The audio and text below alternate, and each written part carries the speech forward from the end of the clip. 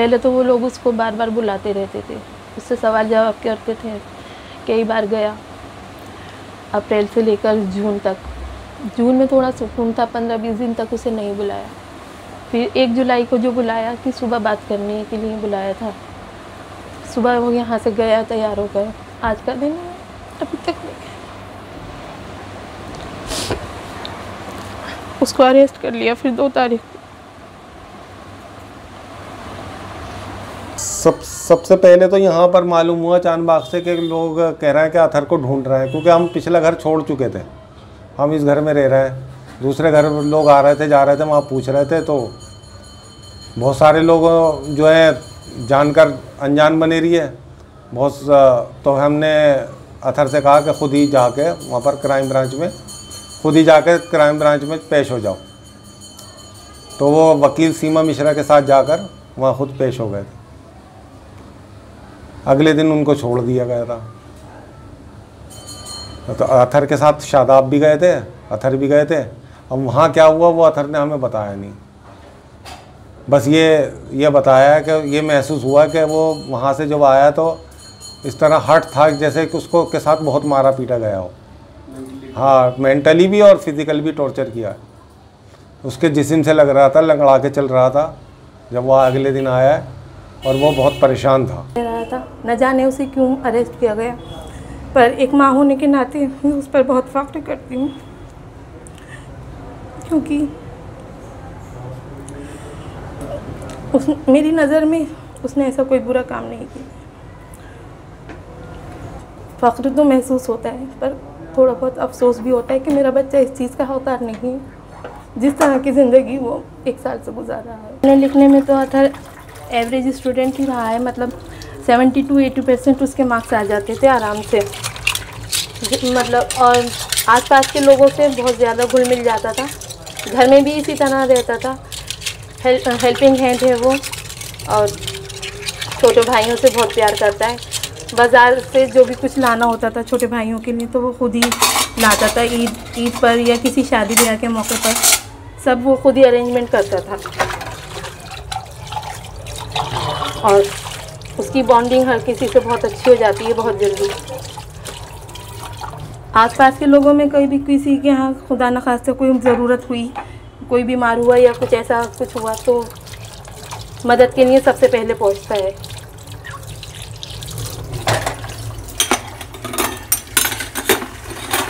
हर हफ्ते बुलाते थे और जाता था, आ जाता था।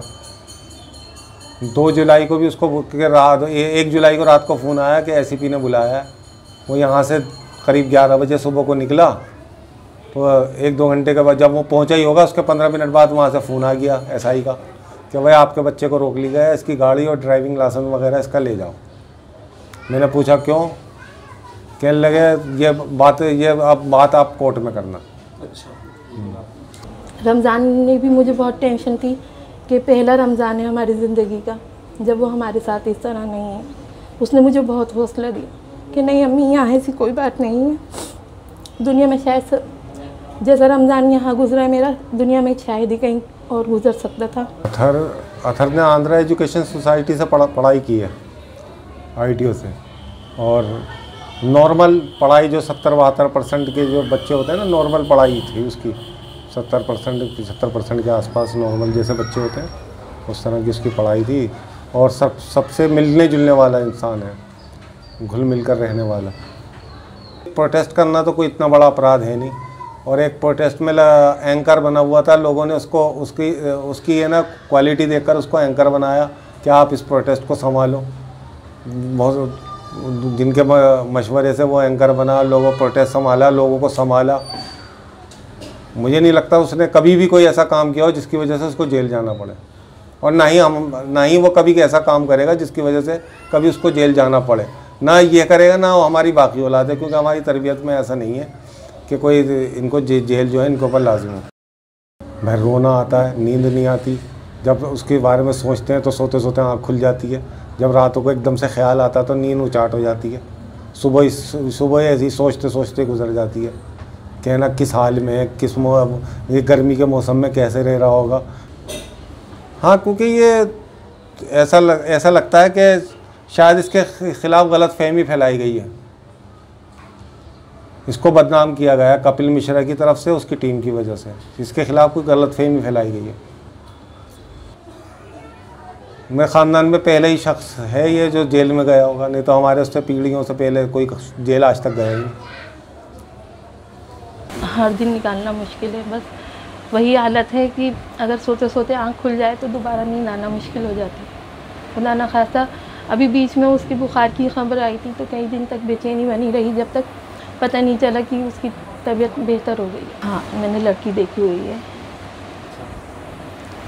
इंशाल्लाह जब वो आ जाएगा तो मैं पहला काम यही करूँगी, उसकी एंगेजमेंट करूँगी और साल भर के अंदर शादी करूँगी। आप उसके लिए एक्साइटेड हैं? बहुत ज़्यादा।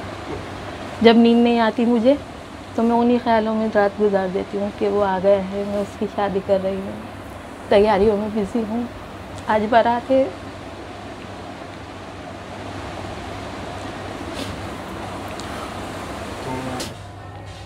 जब से ये आसिफ और नताशा वगैरह की बेल हुई है तो अल्लाह से पूरी उम्मीद है मेरा अतहर भी बहुत जल्दी वापस आएगा इंशाल्लाह, क्योंकि बुरा काम तो उसने कोई किया नहीं ना, उसके खिलाफ ऐसा कोई एविडेंस उनको मिला है जिसके लिए उन्होंने यूएपी जैसी धारा लगा दी है। ये जैसे धरना प्रदर्शन करना या इस तरह के प्रोटेस्ट करना कानूनन जुर्म तो है नहीं, फिर भी अरेस्ट किया गया, मुसलमान था इसलिए। क्योंकि जिस तरह का माहौल अब आजकल हिंदुस्तान में देखा जा रहा है तो वहाँ मुसलमान को बोलने की आज़ादी नहीं है। हालांकि हमें अपने मुसलमान होने पर फ़ख्र है, हमें कोई इनकी इन हरकतों से फ़र्क नहीं पड़ता, हमें फ़ख्र है कि हम मुसलमान हैं और अतहर भी शायद इसी चीज़ को भुगत रहा है कि वो मुसलमान है। अतहर ने देखो कभी भी मुल्क के ख़िलाफ़ अपने, अगर उसने एंकरिंग में कभी स्पीच भी दी है तो कोई ऐसा स्पीच नहीं दी जिसमें कि वो मुल्क के ख़िलाफ़ कुछ बोल रहा हो। उसने उस स्पीच में भी ये कहा है कि पाकिस्तान जाने के लिए हमसे कहा जाता है तो हमारे बाप दादा ने बहुत पहले उस वहाँ जाने से इनकार कर दिया था। अगर हमें जाना होता तो हम उसी दौरान चले जाते। जो काम हमारे बाप दादा ने नहीं किया तो वो हम भी नहीं कर सकते। और हम इस मुल्क की जैसे वो जो होती है तरक्की में कंधे से कंधा मिलाकर चलना चाहते हैं, तो देशद्रोह जैसा तो कुछ उसने काम किया ही नहीं जो उस पर यूएपी लगाया गया है। वो तो हिंदुस्तान की तरक्की जहाँ पर भी कहीं ऐसा कुछ सुनने में कभी आया तो खुश हुआ है हमेशा। कभी आपस में ही नहीं लड़ा, पड़ोस में किसी से नहीं लड़ा, तो देशद्रोह तो बहुत दूर की बात है। जुल्म है और सरकारी जुल्म है।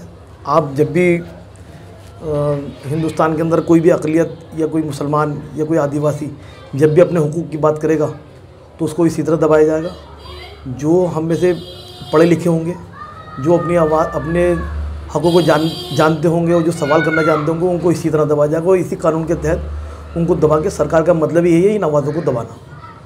और 1 साल हो गया, हमें उम्मीद है इंशाल्लाह कि हमारा बच्चा भी बाहर आएगा। जुडिशरी हमें उम्मीद है, हमारा कानून है, कानून आज किसी के दबाव में काम करता है वो बात अलग है, लेकिन कानून है।